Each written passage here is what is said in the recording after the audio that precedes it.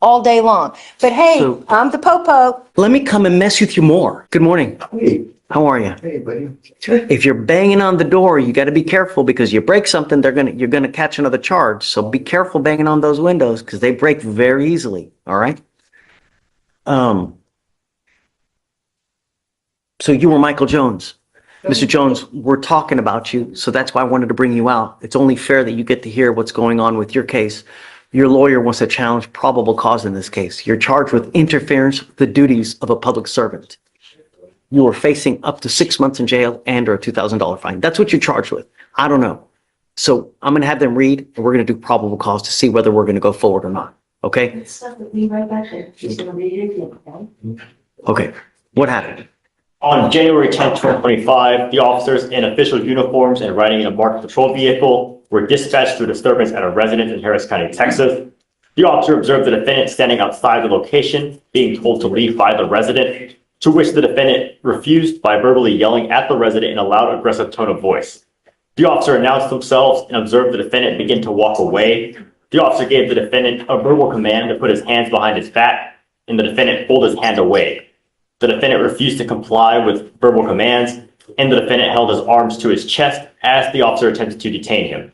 The defendant continued to refuse additional commands to stop resisting and put hands behind his back. He yelled at the officer in an aggressive tone and shouted out loud, "Don't let them take me." The officer performed a leg sweep and continued to struggle handcuffing the defendant due to him pulling away. The officer began to roll around while on the ground and reached the officer's hands to prevent him from being placed in handcuffs. The officer continued to give commands, and the defendant continued to refuse. I get it. But what's he doing? I mean, he's walking away. That's what they wanted. Right?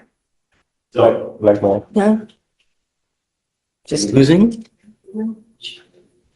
Your Honor, in this case, to read the full dim, it was the disturbance call, and they said they observed him standing outside the above location, being told to leave, and they observed him verbally refuse, and then Right, but then cops get up there. and then they observed him begin to walk away. And it says they approached Jones and observed he was intoxicated in a public place based on his slurred speech, pupil size, and Didn't say that.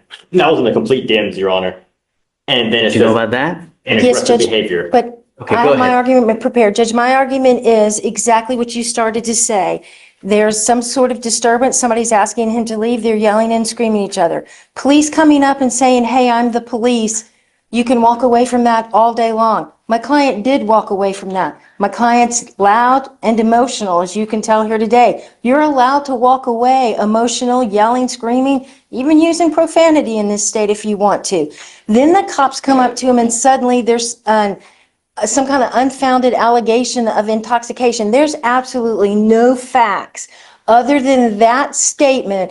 "I smell marijuana. You look intoxicated," because it looks like he walked away and the cops didn't want him to walk away. And so now they need a reason to arrest him. My argument is based on if he's charged with interference with a public servant, that doesn't come until later. He has to be lawfully arrested and lawfully detained or lawfully with the police before that even occurs. Walking away when a resident tells you to leave and all you've got in your sworn statement is, "We identified ourselves as police," so what? Everything that happens after that is fruit of the poisonous tree. So they go up and they see that he possibly could be intoxicated. So does it go into a potential public intox investigation? If it does, they need to announce that. You can't just walk up to me and say, "I'm the police, stop." We don't live in that kind of society. "I'm the police, I need to investigate you, so therefore stop," all day long.